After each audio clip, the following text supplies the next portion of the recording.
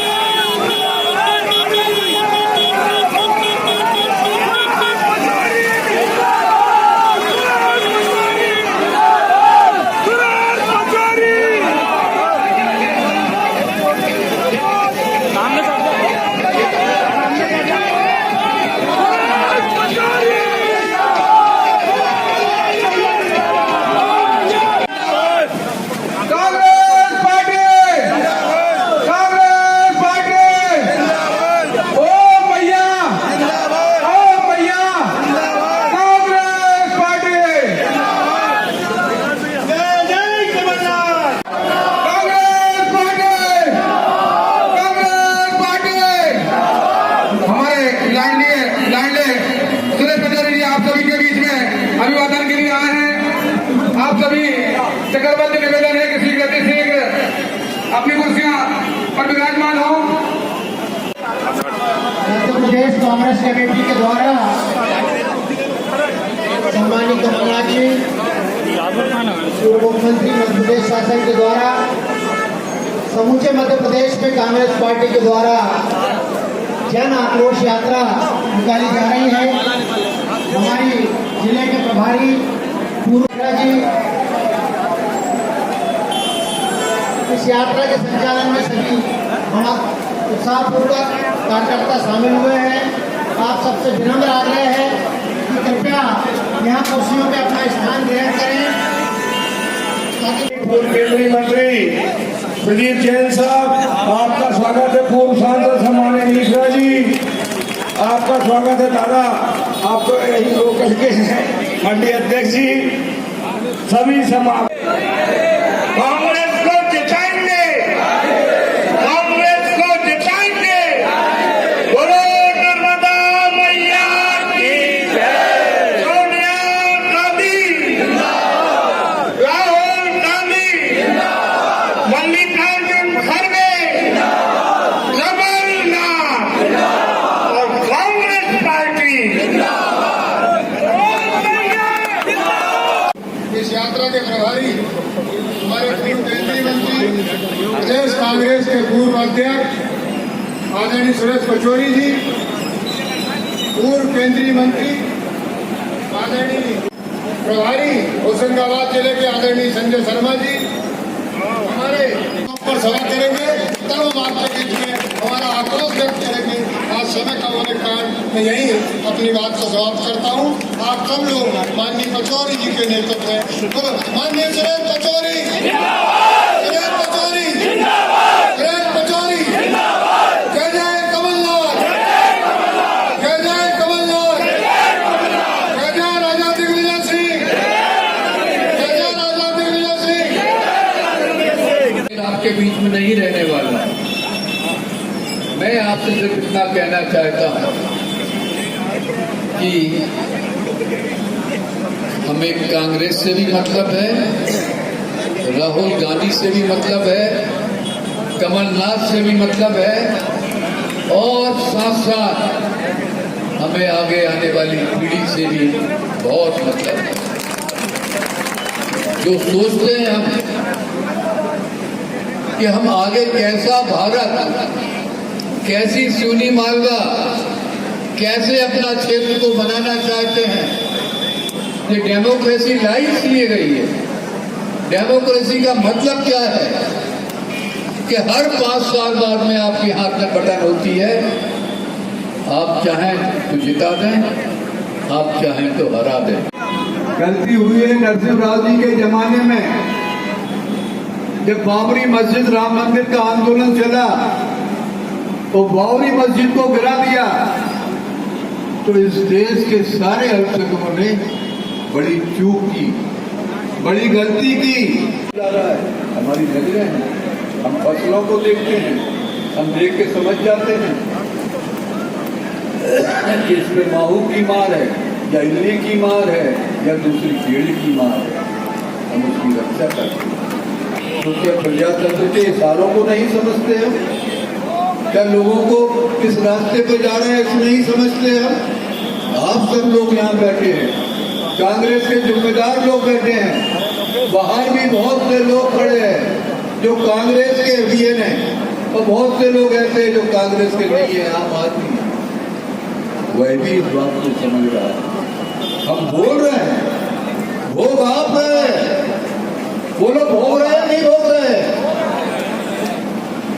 कहा है जहाँ कभी दंगा फसाद नहीं हुए उस प्रदेश में दंगा फसाद करेंगे। या 500 साल में महाकाल मंदिर पर कभी भी हिंदू मुसलमानों का झगड़ा नहीं हुआ।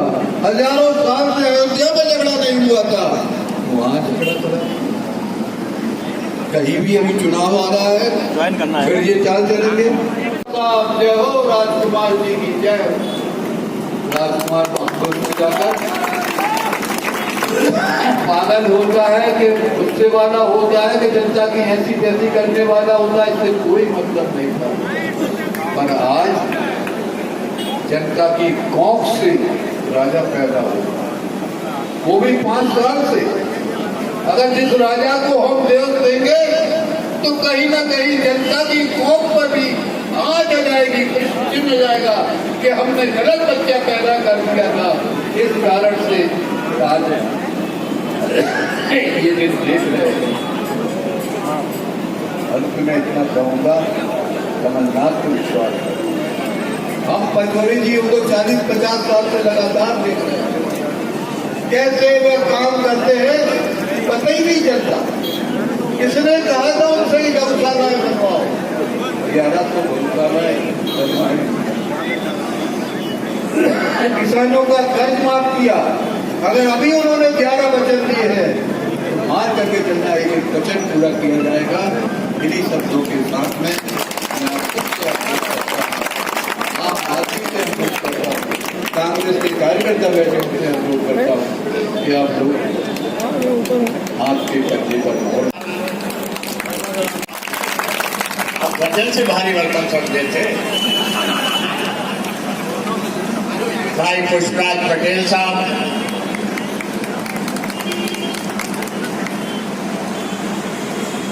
मंच पर विराजमान आदरणीय रामेश्वर पटेल जी, इस क्षेत्र के पूर्व विधायक आदरणीय ओम रघुवंशी जी, कमल रघुवंशी जी, यहाँ के प्रतिपक्ष के नेता, बल्कि मध्य प्रदेश के सबसे नौजवान प्रतिपक्ष के नेता भाई अजय बलराम पटेल साहब, सुधीर पटेल जी, विजय बाबू चौधरी जी, जितेंद्र सोलंकी जी, कि मैं आपसे कुछ बात कहूं, अपनी बात कहूं। यहाँ आने पर मेरी याद ताज़ा हो जाती है जब मैं हजारीलाल जी रघुवंशी जी का हमने सोचा ही नहीं था, तेज तर्रार, शानदार व्यवहार वाले, कर्मठ हमारे नेता हमारे बीच से इतने जल्दी चले जाए। और मैं उनका सम्मान किसी खास वजह से करता था। याद करिए, जब मैं उनके चुनाव में आया था तो मैं अपना चुनाव छोड़ के आया और मैंने ये कहा था, मुझसे लोगों ने कहा कि आप कर क्या रहे हो, कहाँ जा रहे हो। मैंने कहा मैं उनका अदब इसलिए करता हूँ कि वो गांधी परिवार के वफादार रहे। श्रीमती इंदिरा गांधी जब वो चुनाव में गुजर रही थी तब वो यहाँ रुकी थी। और मुझे याद है जब वो डिप्टी स्पीकर विधानसभा बने तो उनका चयन मध्य प्रदेश के किसी नेता ने नहीं किया था, वो चयन श्रीमती सोनिया गांधी जी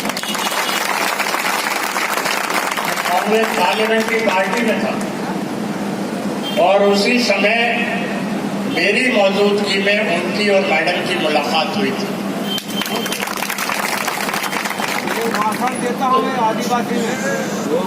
तो यहाँ मैं आऊं और उनकी विनम्र स्मृतियों को प्रणाम न करूं तो मैं सोचता हूं कि यहाँ आना अधूरा हो जाता। अब मैं अपनी बात पर आता हूं। साथियों, इस इलाके में जो भी महत्वपूर्ण काम हुए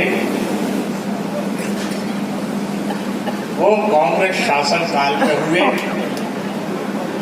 और खास तौर पर हजारीलाल जी रघुवंशी जी की पहल पर। उसके बाद जो घोषणा हुई वो घोषणा तो भाजपा ने करी, कामों की बात तो भारतीय जनता पार्टी ने करी,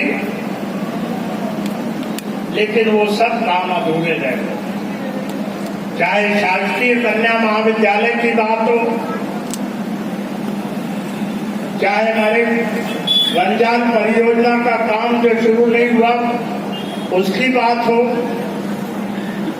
चाहे बाईपास बनने की बात है जो 12 बार बने, पैसों का भुगतान भी हो गया, मगर आज तक वो अधूरा है। और एक बात मुझसे जुड़ी, वो ये है, स्टील प्रोसेसिंग यूनिट से डोलरिया में आना था। केंद्र की यूपीए सरकार ने 150 करोड़ रुपए की स्वीकृति दे दी थी। याद करिए, स्टील मिनिस्टर रामविलास पासवान थे वो, और हम आए, यहां भूमि पूजन हुआ, लेकिन उस यूनिट के बनने के लिए जो जमीन मध्य प्रदेश की भाजपा सरकार को उपलब्ध कराना था, मध्य प्रदेश की भाजपा सरकार ने वो मुहैया नहीं कराई, वरना डोलरिया में स्टील प्रोसेसिंग यूनिट आज होती 150 करोड़ की, और आज और सेक्शन होते ऐसे, लेकिन लोगों को रोजगार मिलता। तो भारतीय जनता पार्टी जो कांग्रेस काम करती है उसमें भी टंगड़ी मारती है, पूरा नहीं होने देती। अब आप कहेंगे कि फिर ये जन आक्रोश यात्रा में आप क्या कर रहे हैं? भाइयों, दिल्ली में भाजपा की सरकार है, मध्य प्रदेश में भाजपा की सरकार है, ये दोनों जगह की डबल इंजन की सरकार हर मोर्चे पर विफल हो गई।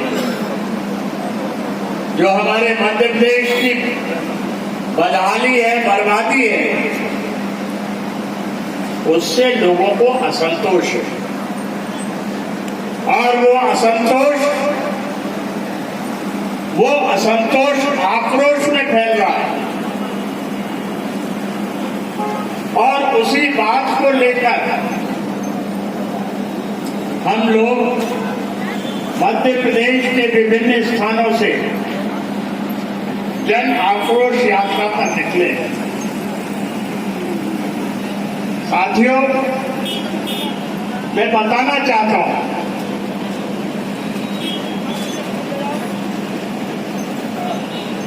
कि आज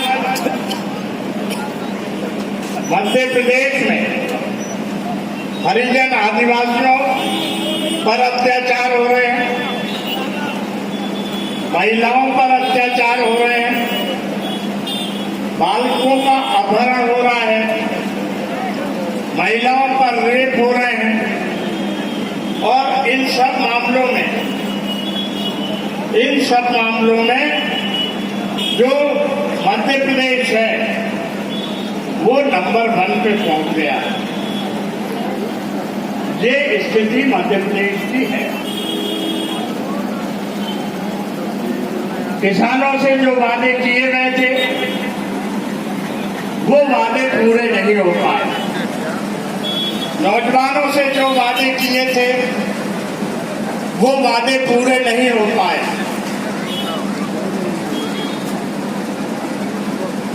साथ ही मध्य प्रदेश की जो आर्थिक स्थिति है वो बद से बदतर हो गई। मध्य प्रदेश पर 4,22,000 करोड़ का कर्जा हो चुका है। नरेंद्र मोदी जी ने कहा था कि सरकार में आने पर वो हरेक के अकाउंट में 15 लाख रुपए भेजेंगे। 15 लाख आया। उन्होंने कहा था कि प्रतिवर्ष वो 2 करोड़ लोगों को रोजगार देंगे। शिवराज सिंह चौहान ने कहा था कि प्रत्येक परिवार से एक व्यक्ति को वो रोजगार देंगे, किसानों की आय दुगनी कर देंगे, वो अधूरी हो गई। रोज शिवराज सिंह चौहान और नरेंद्र मोदी झूठ बोलते हैं, झूठी घोषणाएं करते हैं। जैसा एक शायर ने कहा है कि मेरा ज़मीर मेरा एतबार बोलता है, मेरा ज़मीर मेरा एतबार बोलता है, मेरी ज़बान से परवरदिगार बोलता है, उसकी जुबान कतरनी जरूरी है। किसकी? नरेंद्र मोदी और शिवराज सिंह रोज झूठ बोलते, उसकी जबान कतरना जरूरी है। उसे मर्ज है कि वो बार बार झूठ बोलता। अरे कुछ काम तो उसे आता नहीं, केवल बातें करता है, एक्टिंग करता है, घोषणाएं करता है।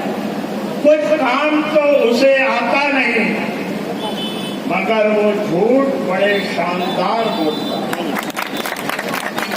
सोयाबीन प्लांट की बात हुई है, सोयाबीन प्लांट बंद हो गया, बेच दिया, और यहाँ के लोगों को एक के बाद एक दिक्कत हो गई। किसानों को कहा गया था खाद भी उन्हें उपलब्ध कराएंगे, कृषि उपज के वाजिब दाम देंगे, लेकिन किसान की क्या हालत? किसान की जमीन बिक चुकी है, किसान की जमीन बिक चुकी है, बस आसमां बाकी है। बस कोई देखता रहता है बेचारा किसान। भाजपाइयों, अब तो रहम करो यारो इन किसानों पर, क्योंकि इनका मकान गिरवी है, इनका लगान बाकी, मकान भी गिरवी है, लगान भी बाकी है, बिजली का भुगतान भी बाकी है, और लोग जो शासकीय अधिकारी आ रहे हैं तो उनके घर से कहीं ट्रैक्टर उठा के ले जा रहे हैं, कहीं और उनकी संपत्ति उठाकर ले जा रहे हैं। अब मैं ज्यादा बात नहीं करूं, मैं केवल हम क्या करेंगे वो कहते अपनी बात समाप्त करूंगा, क्योंकि हमारे बीच में दिल्ली के बहुत बड़े नेता बैठे हुए हैं। हमारे नेता कमलनाथ जी ने कहा है, 11 वचन उन्होंने दिए, उसमें किसानों की कर्ज माफी योजना के बारे में उन्होंने कहा है। हालांकि 27 लाख किसानों की उन्होंने कर्ज माफी कर दी। 100 रुपए में 100 यूनिट बिजली देने की बात कही है। पुरानी पेंशन योजना लागू करने की बात कही है। 500 रुपए में गैस सिलेंडर देने की बात कही है। 5 हाथ पावर तक की मोटर के लिए फ्री ऑफ कॉस्ट बिजली देने की बात कही है। लग रहा है यहाँ 5 हाथ पावर की मोटर कईयों की यहाँ है, तभी ताली बज रही है। महिलाओं को 1500 रुपए प्रति माह देने की बात कही है। किसानों के बिजली के बिल माफ करने की बात कही है। किसानों पे जो मुकदमे चल रहे हैं वो खत्म करने की बात कही है। ओबीसी को 27% आरक्षण देने की बात कही है। किसानों को 12 घंटे बिजली देने की बात कही है। ये सारी बातें कमलनाथ जी ने कही है। जैसा नीखरा जी ने कहा, कमलनाथ जी हमारे एक ऐसे नेता हैं जो कुछ कहते हैं उसे पूरा करते हैं। और शिवराज सिंह एक ऐसे नेता हैं जो कुछ घोषणा करते हैं वो भूल जाते हैं। उनके बारे में प्रदीप जैन साहब अच्छे से बताएं। मैं केवल ये कहना चाहता हूं कि मध्य प्रदेश में कांग्रेस की सरकार बनना तय है और मध्य प्रदेश में कमलनाथ जी का मुख्यमंत्री बनना है। एक तरफ भारतीय जनता पार्टी के झूठ बोलने वाले नेता हैं जिनकी हार पक्की है, दूसरी तरफ कांग्रेस पार्टी में जो वचन दिया जाएगा उस वचन को पूरा करने वाले नेता। इसलिए मध्य प्रदेश से ये साफ जन आक्रोश यात्रा निकली है और ये यात्रा का जो है शुभारंभ 19 सितंबर को हमने जो हमारी रूट नंबर 5 की यात्रा है वो हरदा से गणेश चतुर्थी के पावन पर्व पे किया और आज उसका समापन नर्मदापुरम में हो रहा है जब गणेश विसर्जन हो रहा है। गणेश जी विघ्नहर्ता के रूप में जाने जाते हैं,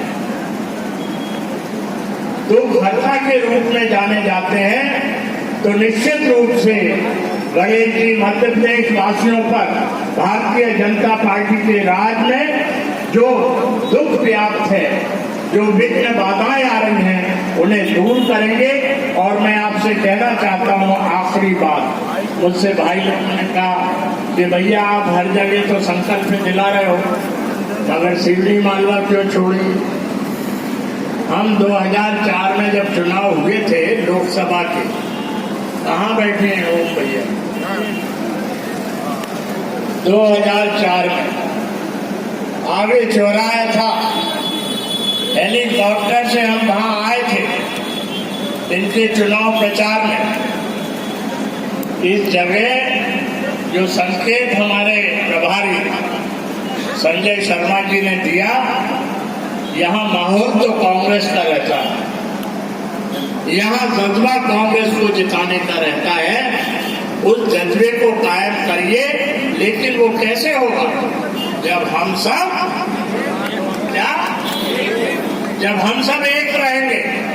मत सोचो उम्मीदवार कौन है कैसा है, ये सोचो कि वो उम्मीदवार मल्लिकार्जुन जी खड़गे, सोनिया गांधी जी, राहुल गांधी जी और कमलनाथ जी का तय किया हुआ उम्मीदवार। जो कांग्रेस का उम्मीदवार चुन के जाएगा वो इस इलाके की बेहतरी और खुशहाली के लिए काम करेगा। बोलो बात ठीक है तो बोलो आवाज दो, आवाज दो, आवाज दो, कोई हाथ उठा के दो, आवाज दो, आवाज दो। जो भी कांग्रेस का उम्मीदवार होगा हम जिताएंगे। नर्मदा मैया की कांग्रेस को जिताएंगे, कांग्रेस को जिताएंगे। बोलो नर्मदा मैया की सोनिया गांधी, राहुल गांधी, मल्लिकार्जुन खड़गे, कमलनाथ और कांग्रेस पार्टी। कमलनाथ दोनों हाथ उठा के बोलो। उन्होंने संकल्प भी दिलाया है, हजारों की संख्या में सभी लोग खड़े हैं। सुरेश पचौरी कमलनाथ, सुरेश पचौरी रामेश्वर नीकरा, सुरेश पचौरी संजय शर्मा।